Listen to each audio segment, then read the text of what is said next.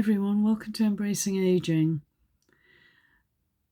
Been a tough year this year for me. My mum passed away, and 4 days later my auntie, her sister, also passed away. So we've had two bereavements, two funerals,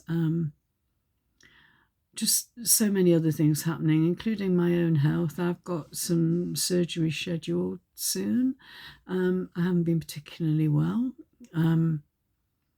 So a lot happening, and I have tried to come on here. I've tried to do some videos talking about my mum's death and what have you, and I just couldn't do it. I was just too emotional. So it's all taken a back seat, but I just wanted to come on and first of all wish you all a happy new year.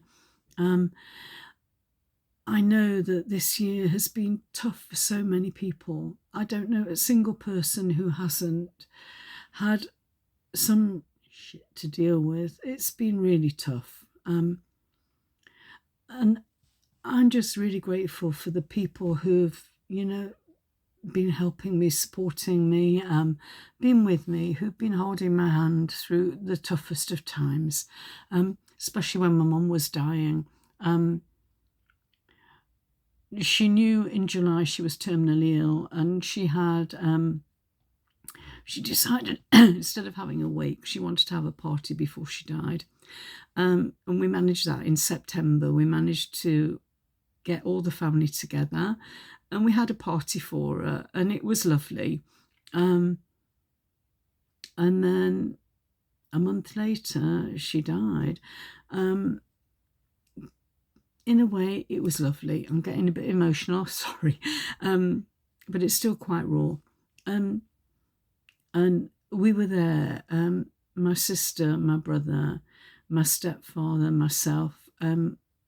The last 2 weeks of her life, we were with her pretty much round the clock. Well, we were. There was somebody there all the time with her. And she died at home as she wanted, with all of us there. So, although it was sad, it was also lovely. She died the way she wanted to. So I like the idea of having like a living wake. A bit strange afterwards. My mum and my stepfather are atheists, so they didn't want a religious service or anything. So they had an eco funeral at a natural burial ground. And that was also lovely.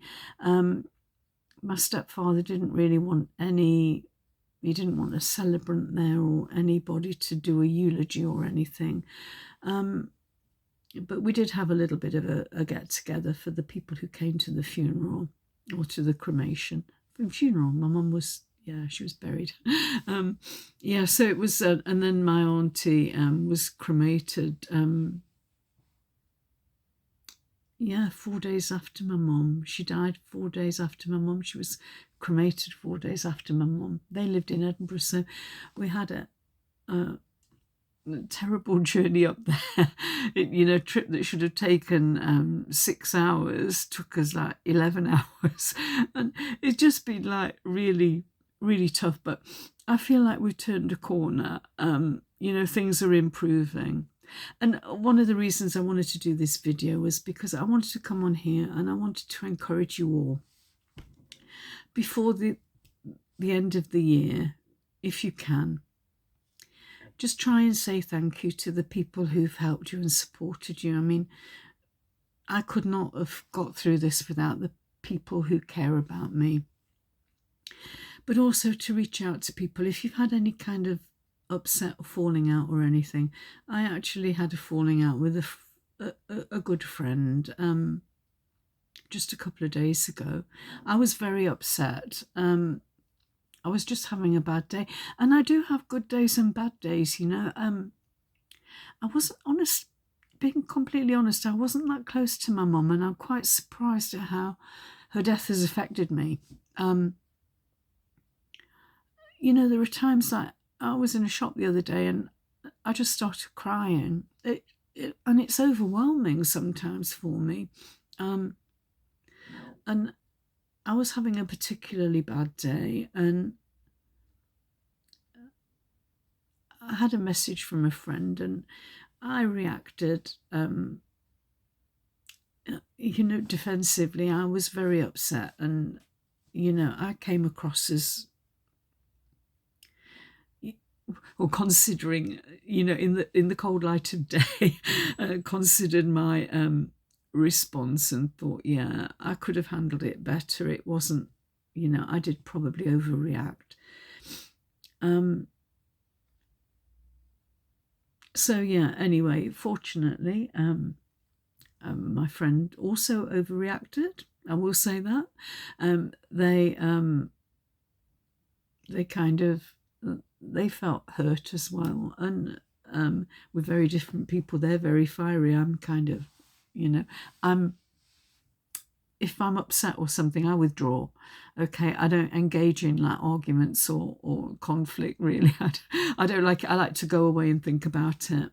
And anyway, they did reach out to me and apologise, and paved the way for me to apologise as well. So we're okay now.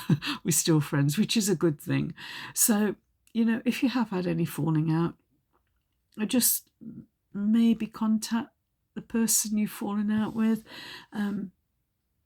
Just say to them, I miss you, or whatever. If it's been a long time, I miss you. I've been thinking about you. I know we've fallen out, but can we just draw a line underneath it? We don't have to talk about it anymore. We don't have to refer to it. And, often people are willing to accept the olive branch. If they start going down the route of, well, it was your fault, you said this and you did that and you should have done this, don't engage with it. That's what I did. Just because if I had have done, it would have just got out of hand. I know it would have done, because they would have reacted defensively, and I would have, it kind of becomes a battle then. But I think if they do react in that way, then just withdraw, say, okay, sorry you feel like that. If you change your mind, I'm here. And leave it at that. At least you've tried. At least you've done your part. But from my perspective, if somebody offers an olive branch, I'm going to take it. It isn't hard. It isn't easy. I mean, sometimes to apologise or to say you're sorry. Sometimes people find it really difficult. And it means a lot that somebody makes that effort.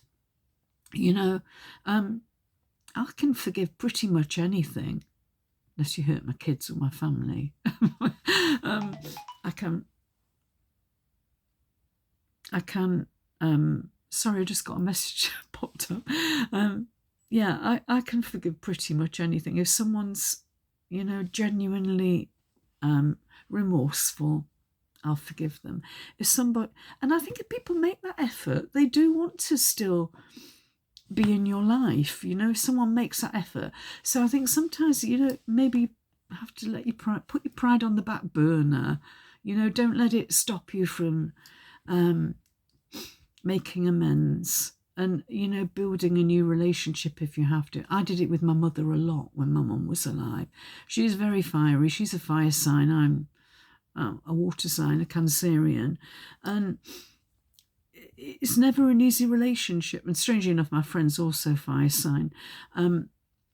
It's never an easy relationship, because water signs can kind of douse the excitement, the fire, the passion of a fire sign. And fire signs can also,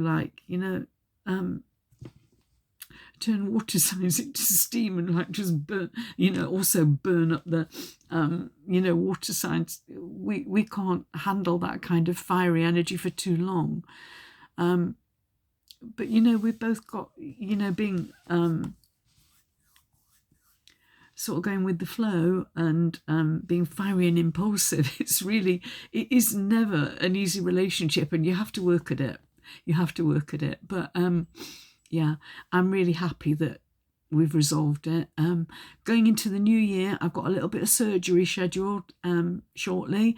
But I am hoping to be back. Oh, and also we're moving house in January. So I've got a lot on, but I am hoping to be back and to have some, content that you might enjoy listening to, you might want to comment on, especially around preparing for dying and also moving house as well. I'm kind of thinking we're not exactly downsizing, but we're moving to more suitable accommodation.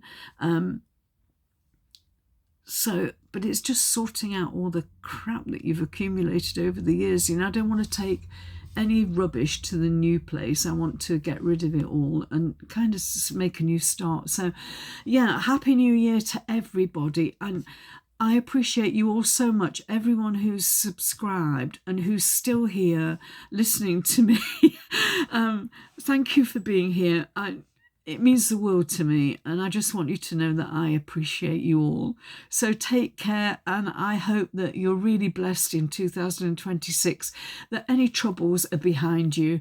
And yeah, love to you all. Take care. Bye.